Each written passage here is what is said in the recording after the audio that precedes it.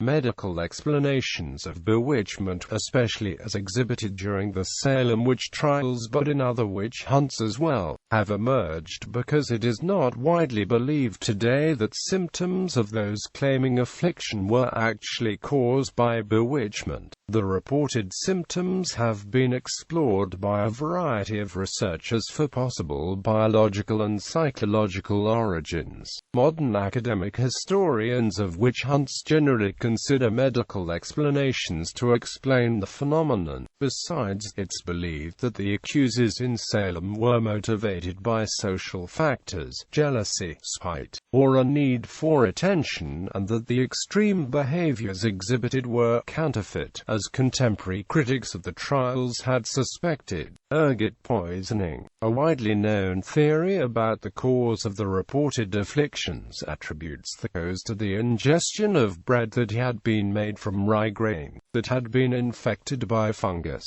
Claviceps purpurea, commonly known as ergot. This fungus contains chemicals similar to those used in the synthetic psychedelic drug LSD. Convulsive ergotism causes a variety of symptoms, including nervous dysfunction. The theory was first widely publicized in 1976, when graduate student Linda R. Caporael published an article in Science, making the claim that the hallucinations of the afflicted girls could possibly have been the result of ingesting rye bread that had been made with moldy grain. Ergot of rye is a plant disease caused by the fungus Claviceps purpurea, which Caporael claims is consistent with many of the physical symptoms of those alleged to be afflicted by witchcraft. Within 7 months, however, an article disagreeing with this theory was published in the same journal by Spanos and Gottlieb. They performed a wider assessment of the historical records,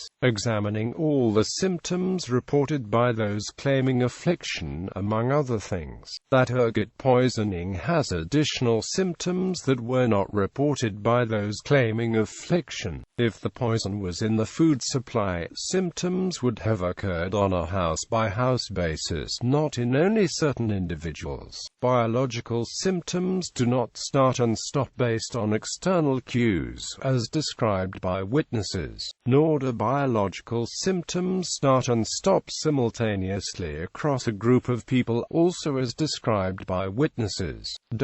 In 1989, Mary Mattesian reopened the issue, supporting Caporael, including putting an image of ergot-infected rye on the cover of her book, Poisons of the Past. Mattesian disagreed with Spanos and Gottlieb, based on evidence from Boyer and Nisenbaum in Salem possessed that indicated a geographical constraint to the reports of affliction within Salem village, encephalitis. In 1999, Laurie Wynne Carlson offered an alternative medical theory, that those afflicted in Salem who claimed to have been bewitched, suffered from encephalitis lethargica, a disease whose symptoms match some of what was reported in Salem and could have been spread by birds and other animals. Lyme disease. Drymon has proposed that Lyme disease was responsible for witches and witch affliction, finding that many of the afflicted in Salem and elsewhere lived in areas that were tick-risky, had a variety of red marks and rashes that looked like bite marks on the skin, and suffered from neurological and arthritic symptoms. Some of the girls in the 2012 cluster outbreak of Salem-like symptoms in Leroy, New York, have tested positive for Lyme disease. Post-traumatic stress disorder. It's possible that King Philip's War, concurrent with the Salem witch trials, induced PTSD in some of the afflicted accusers. Wabanaki allies of the French attacked British colonists in Maine, New Hampshire, and northern Massachusetts in a series of guerrilla skirmishes. Survivors blamed colonial leaders for the attack's successes, accusing them of incompetence, cowardice, and corruption. A climate of fear and panic pervaded the northern coastline, causing a mass exodus to southern Massachusetts and beyond. Fleeing survivors for these attacks included some of the maidservant accusers in the childhood. Witnessing a violent attack is a trigger for hysteria and post-traumatic stress disorder. Not only might the violence of the border skirmishes to the north explain symptoms of PTSD in accusers who formerly lived among the slaughtered, but the widespread blame of elite incompetence for those attacks offers a compelling explanation for the unusual demographic among the accused. Within the historical phenomenon witch trial, defendants were overwhelmingly female and members of the lower classes. The Salem witch trial breaks from this pattern. In the Salem witch trials, elite men were accused of witchcraft, some of them the same leaders who failed to successfully protect besieged settlements to the north. This anomaly in the pattern of typical witch trials, combined with widespread blame for the northern attacks on colonial leadership, suggests the relevance of the northern guerrilla attacks to the accusers. Thus, Mary Beth Norton, whose work draws the parallel between the Salem witch trials and King Philip's War, argues implicitly that a combination of PTSD and a popular societal narrative of betrayal from within caused the unusual characteristics of this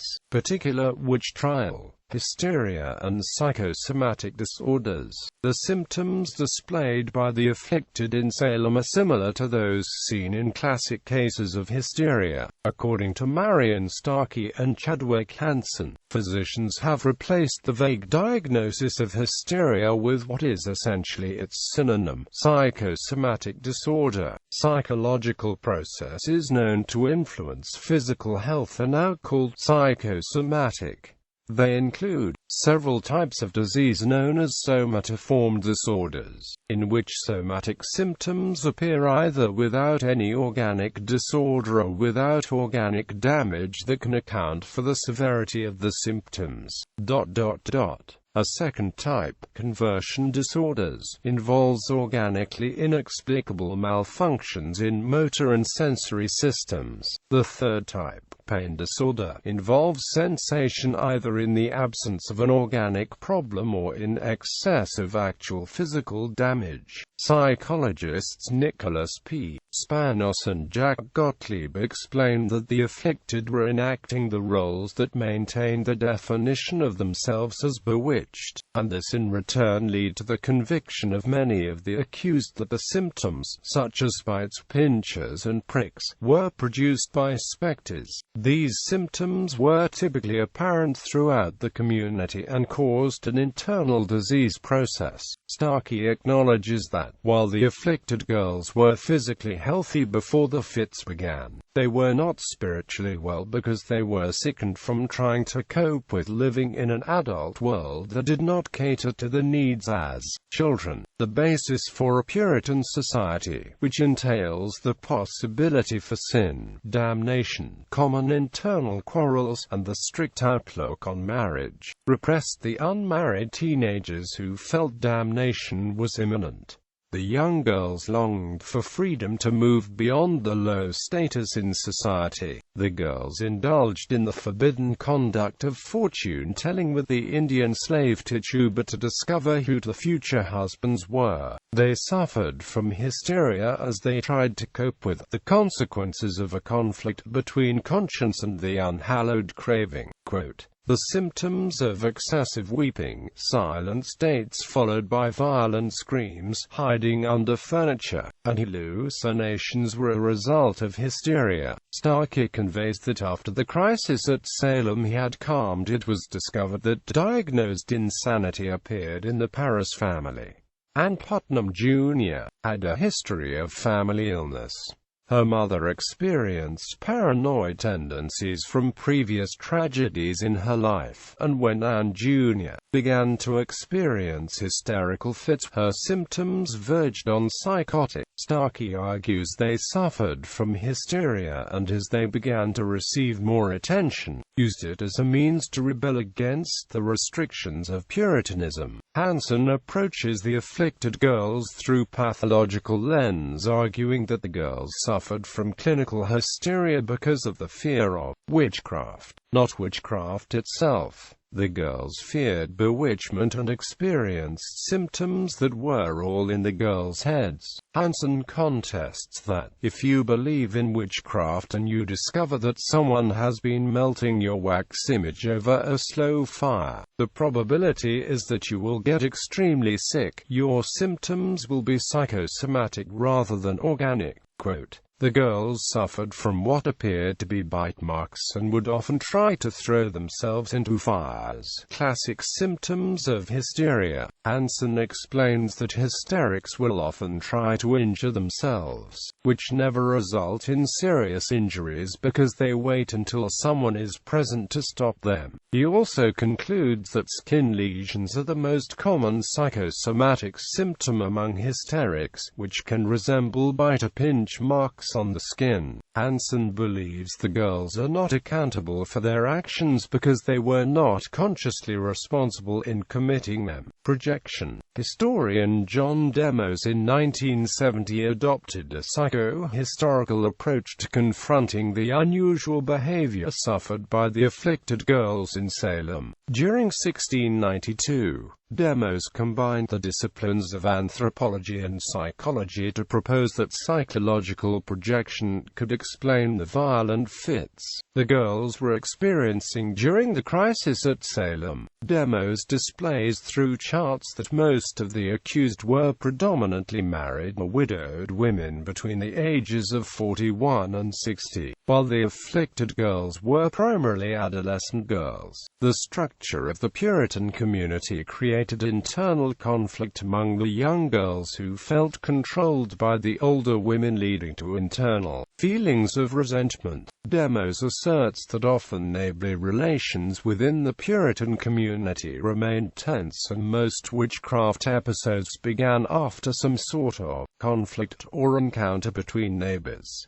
The accusation of witchcraft was a scapegoat to display any suppressed anger and resentment felt. The violent fits and verbal attacks experienced at Salem were directly related to the process of projection, as Demos explains. The dynamic core of belief in witchcraft in early New England was the difficulty experienced by many individuals in finding ways to handle their own aggressive impulses in a Puritan culture. Aggression was thus denied in the self and attributed directly to others. Demos asserts that the violent fits displayed, often aimed at figures of authority, were attributed to bewitchment because it allowed the afflicted youth to project the repressed aggression and not be directly held responsible for the behaviors because they were coerced by the devil. Therefore, aggression experienced because of witchcraft became an outlet, and the violent fits and the physical attacks endured, inside and outside the courtroom, were examples of how each girl was undergoing the psychological process of projection.